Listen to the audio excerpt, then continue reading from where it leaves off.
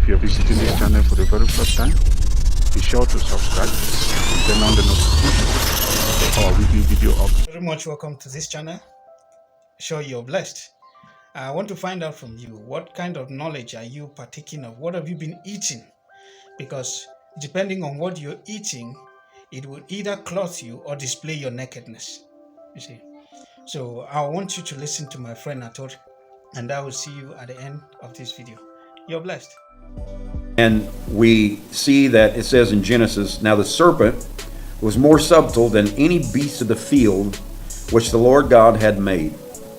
And he said unto the woman, Yea, hath God said, Ye shall not eat of every tree of the garden? And the woman said back to the serpent, We may eat of the fruit of the trees of the garden. So the whole concept of a biblical civilization starts out on eating what you can eat and what you can drink. It starts out that way. The woman says to the serpent, We may eat of the fruit of the tree of the garden. But of the fruit of the tree which is in the midst of the garden, God has said, Ye shall not eat of it, neither shall ye touch it, lest ye die. Now, actually, the serpent, that voice within her, had a little better understanding than she did. Because the serpent said, Now look, God knows that in the day you eat thereof, that your eyes shall be opened, and ye shall be as gods, knowing good and evil. So the serpent is discussing a spiritual eating, an eating that will make you wise, will open your eyes, will make you God, and will make you know what the good and evil, the tree of the knowledge of good and evil. This serpent was discussing with her a spiritual happening, and most of humanity views it as a natural eating and drinking. Some think she ate an apple, some an apricot, whatever. But we see that the whole biblical civilization started out with eating and drinking before a major change took place.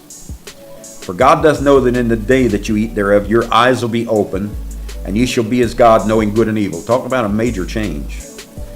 And when the woman saw that the tree was good for food, and that it was pleasant to the eyes, and a tree to be desired to make one wise, she took the fruit thereof, and did eat, and also gave unto her husband with her, and he did eat. So we're talking about an eating, but eating something spiritual, eating some knowledge, some word, eating something that was going to change their bodies, change their way of thinking, change their actions, change the geographical form that they were even living in. They were eating on something that was going to change them completely inside and out, and all of their surroundings with them. They were eating on that. She ate it. She listened to the serpent. She said, This is something that can make one wise. This is something that can open my eyes. This is something that's good for food. It's good to eat. It's pleasant. I mean, it had all the right ingredients to want to do it. And she took of the fruit thereof and did eat. Their eyes were both opened, and they knew that they were naked. Or in other words, they came to ground zero. I don't think it necessarily means they were running around and stripped stark naked. That's not, to me, that's not what it's saying. It opened their eyes and they knew they were naked, or they knew that they did not know a thing about the world that they had just entered. They were naked. They needed to be clothed. They needed to understand. They needed to begin to experience things all around them and take things in order to clothe themselves, just like you clothe yourself, not with a pair of clothes every day, but you clothe yourselves with knowledge, understanding, education, health, and on and on and on. You clothe yourself every single day.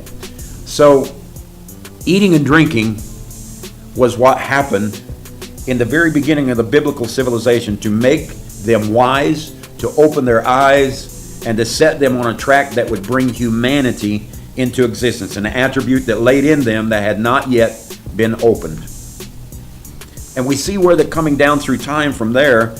Almost every time there was something major to take place, we'll find that this eating and drinking brought them more knowledge, more understanding, everything that they needed to make it through the situation that they were in. It wasn't so much of sitting down at a table, although some of it was, but it was symbolizing something much greater than sitting down at a table and eating potatoes and fruit and this and that and the other. See what I mean? You become what you eat, be it the normal food you consume to keep your body or the knowledge that you are partaking of. So be watchful over what you consume.